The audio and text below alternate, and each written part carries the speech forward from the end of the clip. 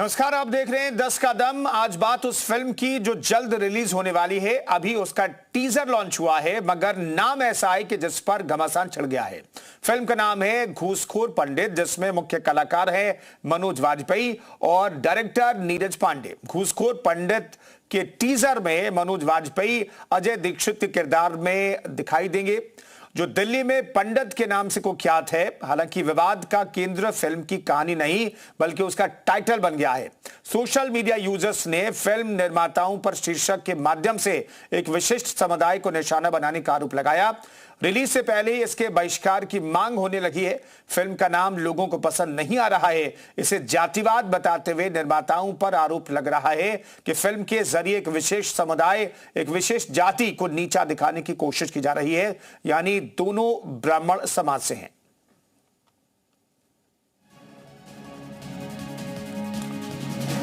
तो फिल्म का नाम है पंडित को लेकर के जो इसमें टिप्पणी की गई है, इस पर विवाद हो गया है। फिल्म अभी रिलीज नहीं हुई है, लेकिन घूसखोर पंडित को लेकर के जबरदस्त बवाल शुरू हो गया है। इस टाइटल को लेकर के विरोध शुरू हो गया है। तो फिल्म का नाम और पंडित क्यों बदनाम, ये अपने आप में महत्वपूर्ण सवाल है, और इसी सवाल के इर्द गिर्द आज हम चर्चा करेंगे। दरअसल मनोज वाजपेयी इस फिल्म में मुख्य किरदार के तौर पर दिखाई देंगे। अभी फिल्म रिलीज नहीं हुई है, लेकिन फिल्म रिलीज से पहले ही ये फिल्म जो है चर्चा में आ गई है अपने नाम को लेकर के।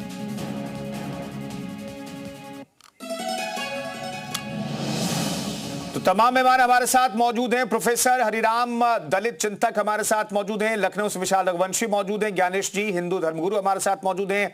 आर्यव्रत अध्यक्ष ब्राह्मण महासभा के हमारे साथ मौजूद हैं। विशाल का सबसे पहले रुख कर लेते हैं। विशाल, आखिर क्या सूझा निर्माताओं को, निर्देशकों को कि ऐसा नाम रखा गया, और क्या इन लोगों को एहसास नहीं था कि आप ऐसा नाम रखेंगे तो बवाल होगा?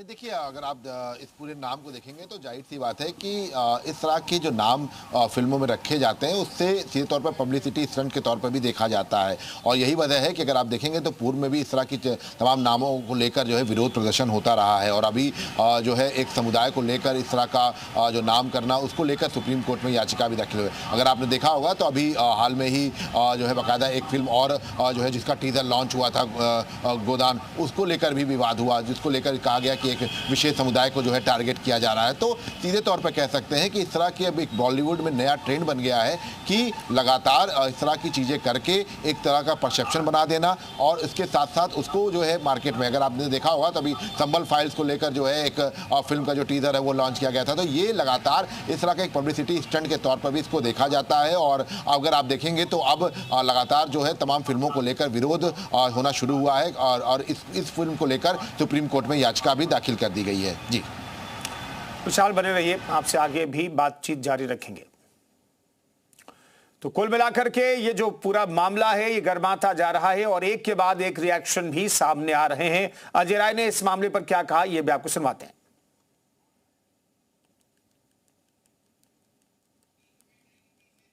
मनोज वाजपेयी हैं, उनकी एक फिल्म आ रही है घूसखोर पंडित, उसको लेकर बहुत विवाद हो रहा है कि ब्राह्मणों पर एक तरह से हमला हो रहा है और ब्राह्मणों के कैरेक्टर को नीचा दिखाने की कोशिश की जा रही है। देखिए, जब जब सत्ता में ब्राह्मणों का अपमान हुआ है, तब तक वो सत्ता गई है। चाहे धनानंद ने चाणक्य का अपमान किया, धनानंद का नामो निशान मिटा दिया चाणक्य ने। कौन लोग हैं जो इस तरह की फिल्में बना रहे हैं, इसके पीछे कौन लोग हैं? ये पूरी तरीके से, ये तो जिसकी सोच है, जो अपमान कर रहे हैं, जो लोगों को चुटिया पकड़कर जूते से मार रहे हैं, गेरुआ वस्त्र फाड़ रहे हैं, वही लोग, वही सोच होगी। उन्हीं की सोच के नाते वो, उनको लग रहा है कि नहीं, पूरी तरीके से इनको दबाने का काम है, पर दबेगा नहीं, लड़ेगा ब्राह्मण। आर्यव्रत जी हमारे साथ मौजूद हैं, अध्यक्ष ब्राह्मण महासभा के। आर्यव्रत जी, क्या कहना चाहेंगे इस नाम पर? जी, आपको बहुत बहुत शुभकामनाएं, आपके चैनल को बहुत बहुत शुभकामनाएं।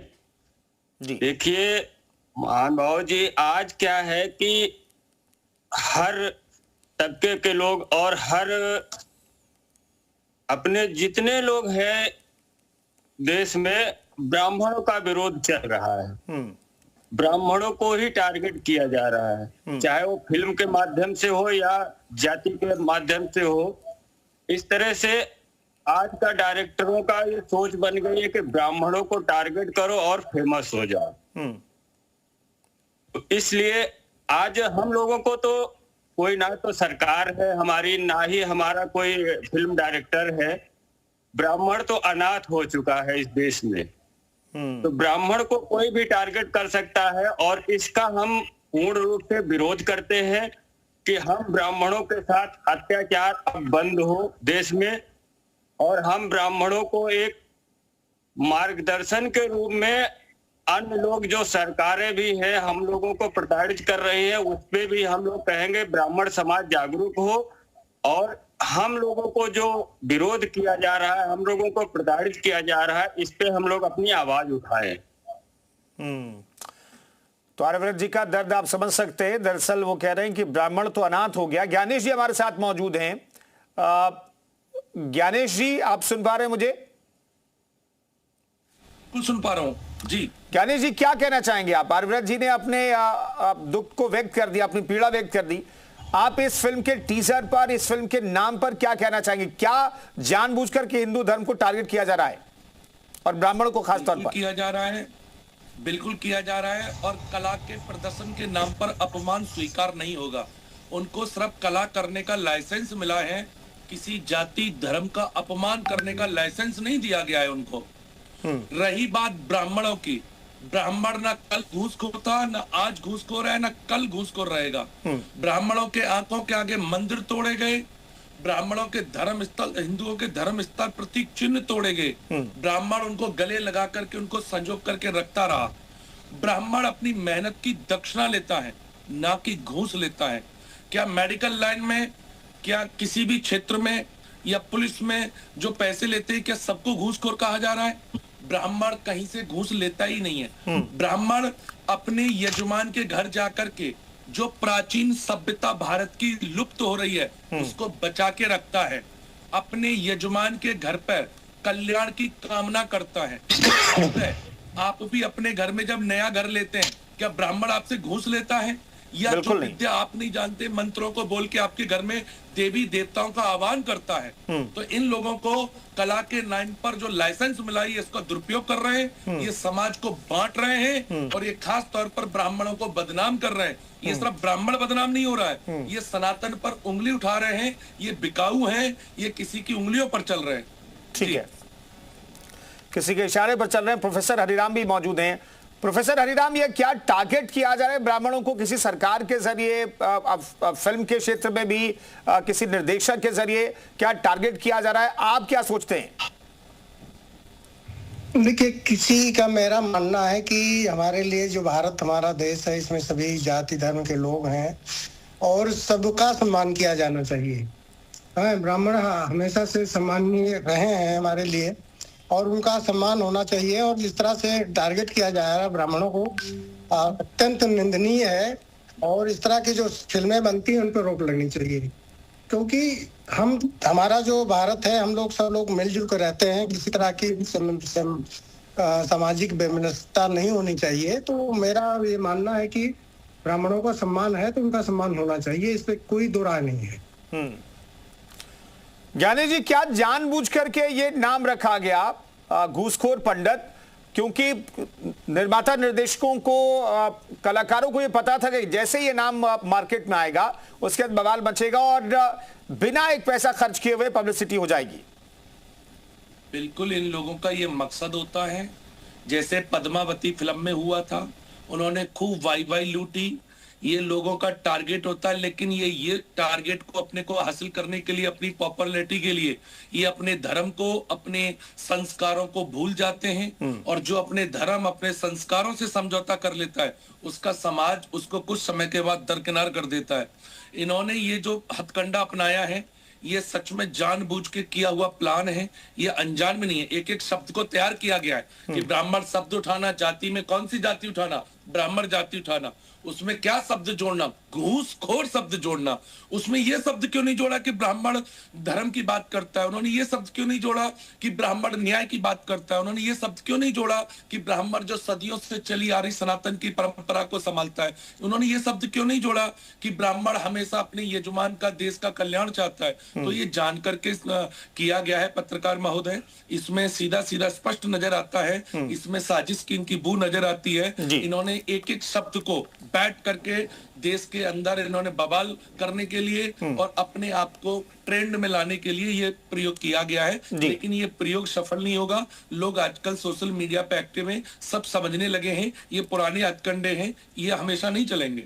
बिल्कुल, ये हथकंडे हमेशा नहीं चलेंगे। लेकिन आर्यवर्त जी, दूसरे पहलू को भी हम क्या समझने की कोशिश करें, क्या ऐसा नहीं हो सकता कि एक वक्त जो है एक तरीके से देखें तो क्या ये कैरेक्टर को डिफाइन नहीं करा, ये नाम सिर्फ एक कैरेक्टर को लेकर के ये नहीं कहा गया है? जी जी बिल्कुल। देखिए क्या है महोदय जी, हम ब्राह्मणों को केवल एक घूसखोर ब्राह्मण, चोर ब्राह्मण, आज देश में ब्राह्मणों के ऊपर ही तो ये सब होता है, इसलिए ये फिल्म डायरेक्टर ने एक कैरेक्टर। अरे भाई, या तो पहले बता दे या बाद में बता दे यार, जब बोल रहा है तब क्यों? जी कहिए सर, कहिए आप। हाँ, ये जो है एक डायरेक्टर, जो फिल्म के डायरेक्टर लोग हैं, इनकी एक सोच बन गई है कि ब्राह्मणों को टारगेट करिए और हम फेमस हो जाएंगे, हमारी फिल्म जो है वो सुपरहिट हो जाएगी।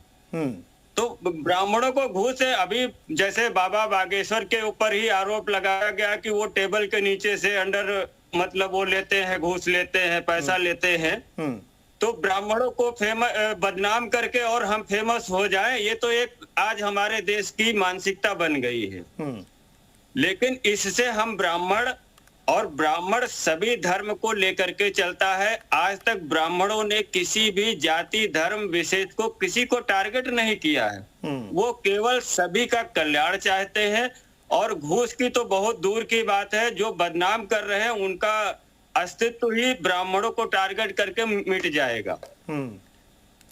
इसी के साथ हम यही कहेंगे कि ब्राह्मणों का देश में बहुत बड़ा नुकसान किया जा रहा है, ये राजनीतिक दृष्टिकोण से भी और फिल्म सिटी के। क्या कोई लीगल एक्शन लेंगे आप लोग? क्या कोई लीगल एक्शन लेंगे इस नाम पर? बिल्कुल जी लिया जाएगा, क्योंकि देखिए एक सहन शक्ति की भी क्षमता होती है और हम ब्राह्मण ऐसा नहीं है, हम किसी से कुछ मांगते नहीं है। दक्षिणा भी ब्राह्मण नहीं मांगता है, वो पूजा पाठ करवाता है, अपनी मेहनत का जो उसे दे दिया जाता है वो श्रद्धा पूर्वक लेता है, ना कि घूस लेता है। बिल्कुल। और ये फिल्म का नाम रख देने से बिल्कुल लीगल एक्शन लेने की बात भी कही जा रही है। लेकिन सबके बीच जैसे ये नाम निकल करके सामने आया, उसके बाद साधु संतों ने क्या कुछ कहा है, ये भी आपको सुनाते हैं, फिर इस चर्चा को आगे बढ़ाएंगे। जी जी। सिर्फ पैसे चाहिए और टीआरपी चाहिए और कुछ नहीं चाहिए लोगों को, इसलिए पैसे के लालच में आकर अंधे होकर हमारे सनातन को एकदम खंखोल रहे हैं। हर तरफ से लोग सनातन के पीछे पड़ गए हैं। अगर ये नाम नहीं बदलते हैं तो इनके पिक्चरों को सिनेमा घर में नहीं चलने दिया जाएगा, इसका प्रदर्शन विरोध किया जाएगा। विशाल हमारे साथ मौजूद है। विशाल, ये चूंकि नाम सामने आने के बाद बवाल तो शुरू हो गया, क्या कोई स्पष्टीकरण निर्माता निर्देशकों की तरफ से कोई आया है अभी तक? इस फिल्म के डायरेक्टर हैं और अभी तक कोई भी स्पष्टीकरण नहीं आया है। और चूंकि मनोज बाजपेयी बड़े कलाकार हैं, ऐसे में इस पूरे मामले को लेकर सुप्रीम कोर्ट में याचिका दाखिल की गई है और इस पर सुनवाई भी होनी है। और अब देखना ये होगा कि इस पूरे मामले को लेकर क्या कुछ जो है कोर्ट की तरफ से कहा जाता है। चूँकि इससे पहले भी अगर आप देखेंगे तो जो जाति आधारित फिल्में हैं वो रही हैं, इसके साथ साथ जो जाति वर्ग के जो लोग हैं उनको केंद्रित करके फिल्मों को जो है मंचन किया गया है। तो इस तरह की तमाम ऐसी चीज़ें हैं जो पहले भी होती रही हैं। तो ऐसे में अब देखना ये होगा कि सेंसर बोर्ड या सुप्रीम कोर्ट जो है क्या कुछ इस पर कहता है। और चूंकि देखिए अभी ट्रेलर है, फिल्म नहीं आई है, लेकिन इस तरह की जो चीज़ें हैं ये सीधे तौर पर कह सकते हैं कि अपने आप में एक जाति को विशेष तौर पर टारगेट करते हुए ये फिल्म जो है बनाई गई है। और इसमें जो शब्द यूज़ किया गया है उसमें उसको लेकर आपत्ति है। ऐसे में जो है ये पब्लिसिटी स्टंट के तौर पर भी इसको देखा जाता है, क्योंकि अक्सर हमने देखा है कि इस तरह के नाम जो है रख दिए जाते हैं जिसको लेकर विवाद भी होता है और लगातार जो है इसको लेकर पब्लिसिटी अपने आप में हो जाती है। तो शायद इस तरह की चीज़ें जो हैं वो एक ट्रेंड हो गया है, इसीलिए अब ये जो ये फिल्म है, जो इसका ट्रेलर आया है, इसको लेकर विरोध भी शुरू हुआ है। जी ज्ञानेश जी, क्या ये ट्रेंड बन गया है? हाल के कुछ वर्षों में देखें या दशकों की बात करें तो क्या ये ट्रेंड बन गया है कि जैसे आप हिंदू देवी देवताओं को टारगेट करें, कुछ ऐसा नाम रखें, हिंदुओं की आस्था को ठेस पहुंचाने की कोशिश करें, थोड़ा सा टीज कर दें? चलिए एक बड़ी खबर आ रही है, फिर मैं लौटता हूं आपके पास ज्ञानेश जी। लखनऊ जुड़ी हुई बड़ी खबर है, फिल्म घूसखोर पंडित पर मचा घमासान और दिल्ली हाईकोर्ट पहुंचा है पूरा मामला। विनीत जिंदल ने एक याचिका दाखिल की, याचिका में फिल्म पर रोक लगाने की मांग की गई है। तो इसी मामले जुड़ी हुई बड़ी खबर आपको बता रहे हैं। विनीत जिंदल ने एक दिल्ली हाईकोर्ट में भी याचिका लगाई है और फिल्म पर रोक लगाने की मांग की गई। जैसे ही इसका टीजर आया और नाम सामने आया घूसखोर पंडित, उसके बाद बवाल मच गया और अब ये पूरा मामला जो है हाईकोर्ट की दहलीज तक पहुंच चुका है। अब हाईकोर्ट में पूरे मामले की सुनवाई होगी। विनीत जिंदल ने एक याचिका दाखिल करके दिल्ली हाईकोर्ट से फिल्म पर रोक लगाने की मांग की है। तो इस वक्त की ये बड़ी खबर आपको बता रहे हैं। कल शाम से नेटफ्लिक्स इंडिया द्वारा एक मूवी का प्रचार प्रसार किया जा रहा है और इस मूवी के नाम को लेकर बहुत बड़े सवाल खड़े हुए हैं। कारण है कि इस मूवी का टाइटल यानी कि नाम जो है वो ब्राह्मण कम्युनिटी के लिए आपत्तिजनक शब्दों का प्रयोग करके दिखाया गया है। जी हाँ, पंडित से पहले एक बहुत ही आपत्तिजनक शब्द का प्रयोग किया गया जो कि किसी प्रकार से सहन योग्य नहीं है। इसी को लेकर एक याचिका मैंने आज दिल्ली हाईकोर्ट में दायर की है, जिसमें मैंने ये मांग की है कि इस मूवी के रिलीज को रोका जाए, इसके नाम को ठीक किया जाए और इसको रिलीज तब तक ना किया जाए जब तक कि इसका कंटेंट क्या है इसको साफ ना किया जाए, क्योंकि जो टाइटल है इस मूवी का वो ही बहुत ऑब्जेक्शनेबल है, बहुत आपत्तिजनक है और कहीं ना कहीं ब्राह्मण कम्युनिटी के लिए द्वेषपूर्ण तरीके से रखा गया है। ज्ञानेश जी हमारे साथ मौजूद हैं। ज्ञानेश जी, ये बॉलीवुड का ऐसा लग रहा है कि चलन हो गया है कि भाई आप सनातन को टारगेट कर दीजिए, कुछ ऐसा कह दीजिए, कुछ ऐसा जिक्र कर दीजिए जिससे बवाल मच जाए। ये क्या ट्रेंड बन गया है बॉलीवुड में? ये ट्रेंड इसलिए बन गया है, चाहे वो ब्राह्मण हो या सनातन हो, ब्राह्मणों को और सनातनियों को कटघरे में खड़ा करना आसान लगता है इनको, क्योंकि हम पत्थर नहीं फेंकते, हम प्रार्थनाएं करते हैं, इसलिए इनको आसान लगता है। लेकिन ये भूल जाते हैं कि जो शास्त्र जानता है वो शस्त्र चलाना भी जानता है। हम शांत रहते हैं, ब्राह्मण और सनातन में संयम है लेकिन कमजोरी नहीं है। ये चरित्र हनन कर रहे हैं, हम इसके विरोध में हैं। ब्राह्मणों ने और सनातन ने कभी सत्ता नहीं चुनी, हमेशा संयम चुना है। हम राजा नहीं बने, हमने राजा बनाए हैं, चाहे वो चंद्रगुप्त मौर्य हो, चाणक्य ने बनाए हो, चाहे वो कोई भी आप इतिहास उठा के देख लीजिए। तो ये हमें कटघरे में खड़ा इसलिए कर देते हैं कि हम प्रार्थनाओं पर विश्वास रखते हैं। अगर पत्थर फेंकने पे पत्थर फेंकना शुरू करें तो ये कुछ भी ना करेंगे, ये कोई भी गलत नहीं करेंगे। इनको सिर्फ सनातन, ब्राह्मण या कोई भी चीज, एक चीज को ऐसी पकड़ लेते हैं ये जिस देश में ये रहते हैं, जिस धर्म में ये पैदा होते हैं, ये दूसरे लोगों पर चंद पैसों में बिक करके ऐसे नाम ट्रेंडिंग में लाते हैं। उसके बिल्कुल दो कारण हैं, एक तो इनको फेमस होना होता है, दूसरे नंबर ये इस धर्म को जल्दी से आसानी से कटघरे में खड़ा कर लेते हैं, क्योंकि हम लोगों में संयम होता है, सभ्यता होती है, सरलता होती है, उसको ये कमजोरी समझने का प्रयास करते हैं। प्रदीप जी, आपने आखिर क्यों कहा कि ब्राह्मण अब तो अनाथ हो गया है? आखिर ये दर्द क्यों, ये पीड़ा क्यों? जी आदरणीय, ये अनाथ होने का एक जरिया है कि ब्राह्मणों के ऊपर ही तरह तरह के कानून बन जाते हैं और आज के समय में ब्राह्मणों के कहीं पर भी देश में सुनवाई नहीं है। क्या है कि अभी कोई भी ब्राह्मण को टारगेट करके, ब्राह्मण को बदनाम करके अपना नाम फेमस करता है। आज देश में कितने ब्राह्मणों को गाली मिल रही है, आप खुद ही देख रहे होंगे सोशल मीडिया के माध्यम से। अगर हम लोग इस तरह से क्या कमजोर समझ लिया है ब्राह्मणों को सभी लोगों ने या सरकारों ने?